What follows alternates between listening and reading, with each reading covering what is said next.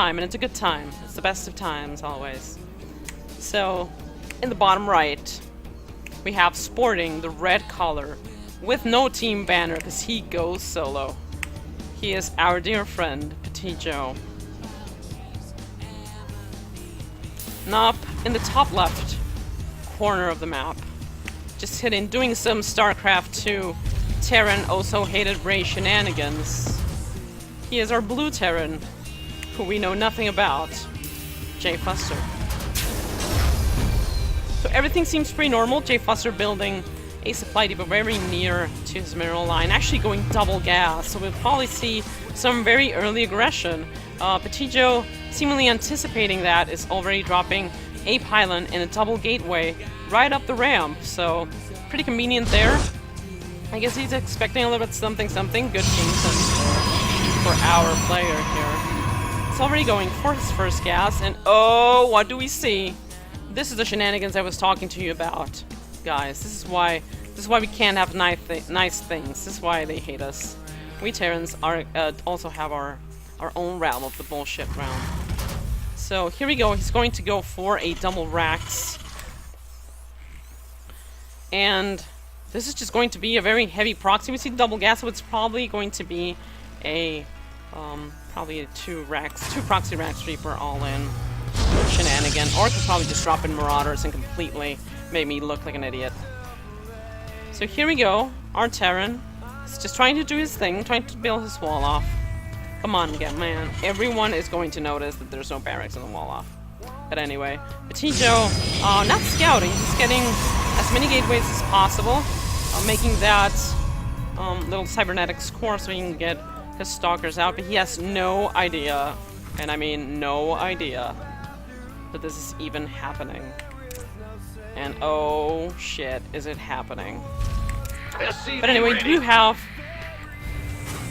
a decent amount of production facilities for PetitJoe. It's just a matter of him actually producing something that will make the difference. As long as he doesn't see this, it will catch him completely off guard. And the Terran is basically going all in for this. He's actually making a double reactor. He's making also a factory as proxy. And he's just trying to complete his wall off at some point. So this is just a bunch of bullshit and shenanigans on the Terran side.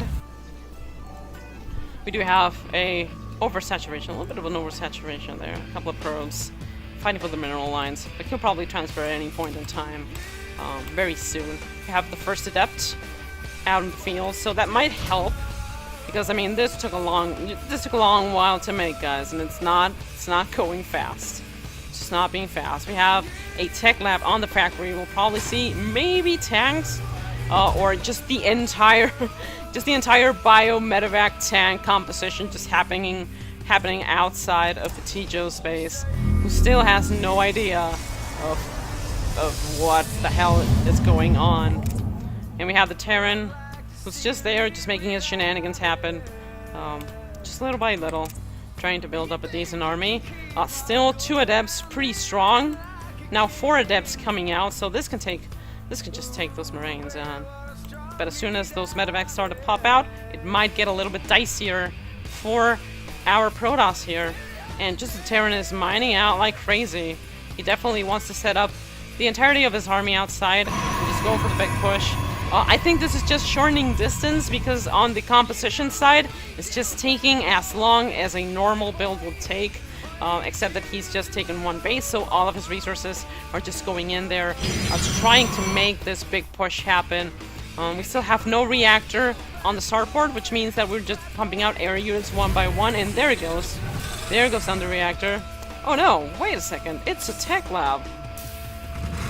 Banshees maybe, Banshee follow-up, we don't know.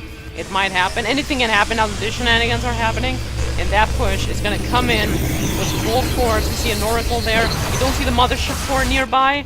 Mothership Core is actually nowhere to be found, so this is going to be a little bit complicated for PetitJoe because he has no photon overcharge available. Now we see the Oracle trying to move out, but here comes a push.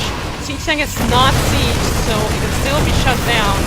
But PetitJoe has to retreat. He has very little units to work with. He already has his warplans.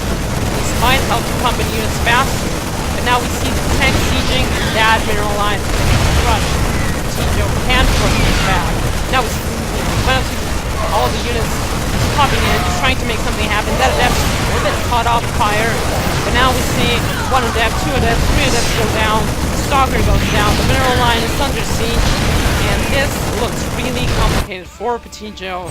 He's now starting to pop out his mothership core now that he realizes that he actually has no mothership core, which I think would have been playing a big part with those pilots.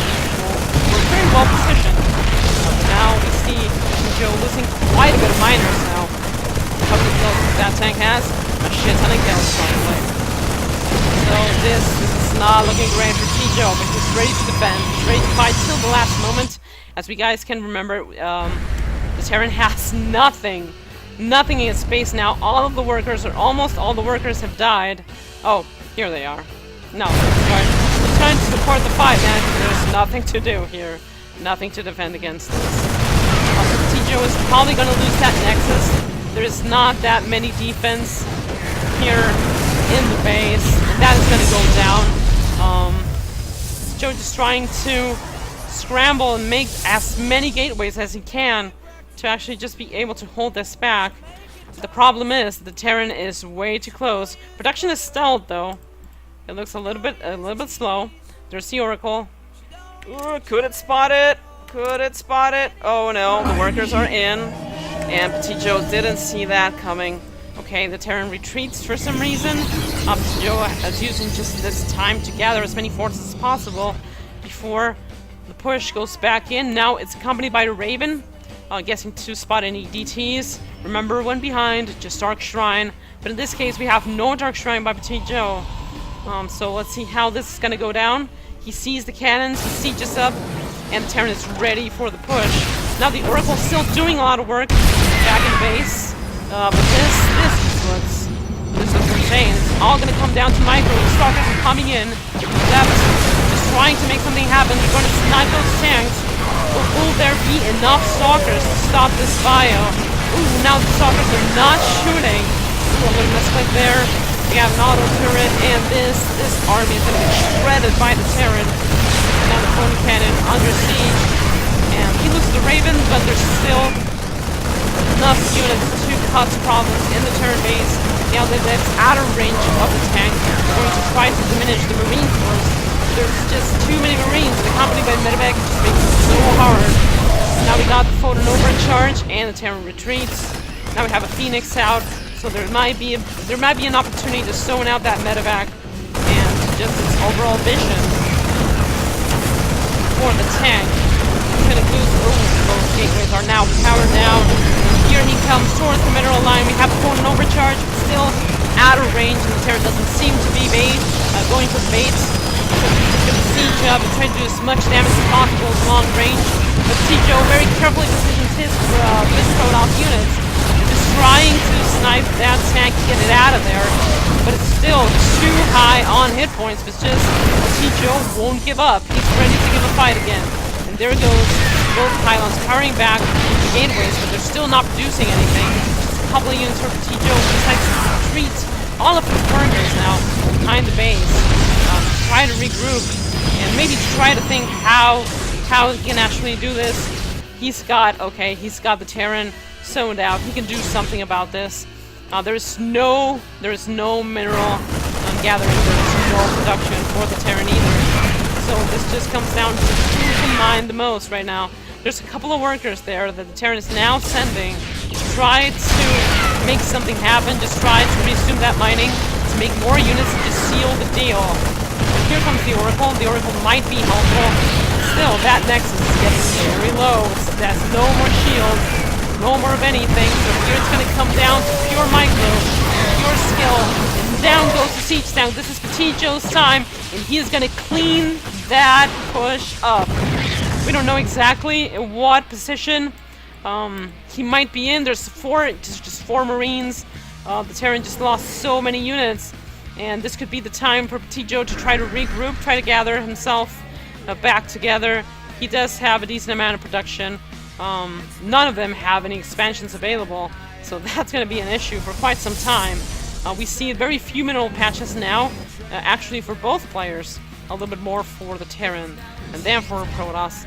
And we see now, and as we said before, when behind Dark Shrine, and Dark Shrine is starting to do its thing. There is no detection for the Terran, so he might lose a lot of units before he can actually do something. And PetitJoe is actually trying to go directly to the base. There's no orbital command, so there's no scans. There are no turrets.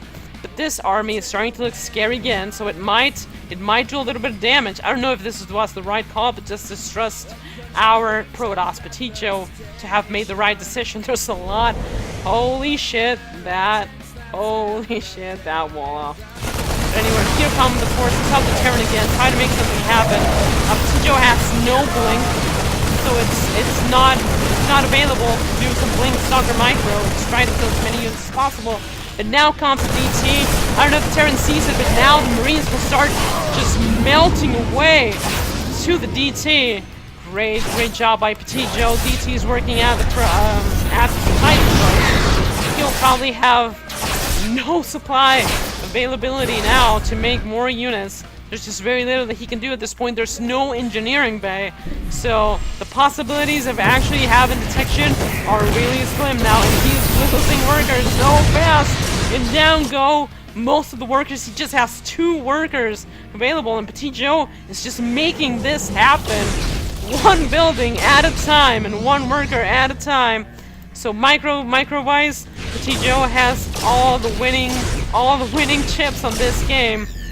There's just no detection for the Terran, just starting to make a Raven now. So let's see that will help to actually get rid of the DTs. There's just very little units on both of the players' sides of the map. And the Phoenixes are also doing some work on that base. So the base of the Terran might go down really fast. Now a medevac, loaded medevac, is trying to maybe drop down all the Marines and snipe some of the Phoenixes. But that command center needs repair really fast. Ooh, careful there for the Terran. He might lose that medevac, which is not completely unloaded. So there's not enough units there. There's an Oracle positioned, I guess, to see any backdoor shenanigans that the Terran might pull off. But now we see the lift on the Marines, which will probably die. Oh, that medevac is so low! And there they go. The DTs are ready to do the work on the base. And this seems to be going in favor of PetitJoe, who is now revealing the Terran army and the Terran buildings overall. So PetitJoe might go for the jugular now and just kill the production, because there is no more mining capabilities for the Terran, who is now trying to do the final push. Actually, PetitJoe could just pull the entirety of his workers and just let it happen. So there is no more bases. There are no more bases for the Terran. But there's still a lot of units. PetitJoe lost all of his army. Probably just trying to target as many units as possible. That Stalker and Hero Stalker is trying to make it happen. But oh my god, here it comes. PetitJoe comes with his units. There's 2 DTs. There is no longer Raven, so this could just be PetitJoe's time. He has 3 more DTs, and PetitJoe is going to take this game. There's no detection for the Terran, and PetitJoe takes the game. Awesome game, PetitJoe. You were completely right. This was just ridiculous and completely crazy, but it was well played on your part. And I don't know why 90s grunge sounds like StarCraft in this moment. But anyway, let's go to the score screen.